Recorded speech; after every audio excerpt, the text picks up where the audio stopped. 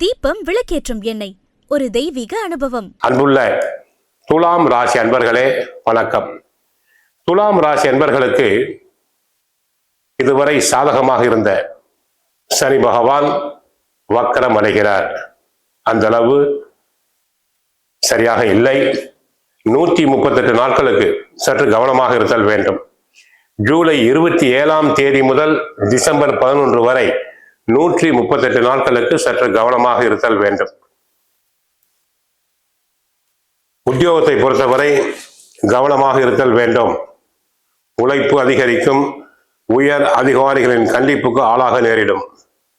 நியாயமாக கிடைக்க வேண்டிய பதவி உயர்வு, சம்பள உயர்வு, இடமாற்றம் அனைத்தும் தடங்கலாகும். உடல் ஆரோக்கியத்தில் சற்று பின்னடைவு உண்டாகலாம்.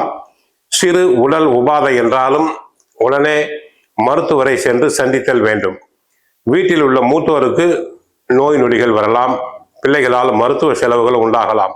ஏனென்றால் துலாம் ராசி நண்பர்களுக்கு 5இல் ராகு, 6இல் சனி வக்கிரம், 8ஆம் இடத்தில் அஷ்டமத்தில் செவ்வாய் இருக்கிறார், 9இல் புதன், 10இல் சூரியன், குரு, லாபஸ்தானத்தில் சுக்கிரன், கேது.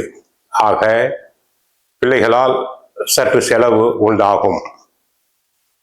சற்று மன உளைச்சல் தங்களுக்கு உண்டாகும். தொழில் வியாபாரத்தில் நேரடி கண்காணிப்பு தேவை. தொழிலாளர்களை தாங்கள் அனுசரித்து செல்லுதல் வேண்டும். தரகு, கமிஷன், ஏஜென்சி போன்ற தொழில்கள் அனைத்தும் சற்று சுணக்கமாக இருக்கும்.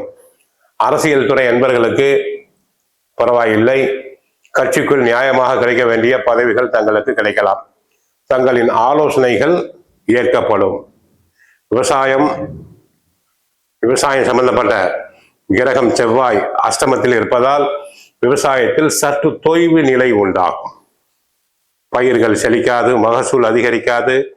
விவசாயத்திற்கு தேவையான தண்ணீர் பற்றாக்குறை ஏற்படும்.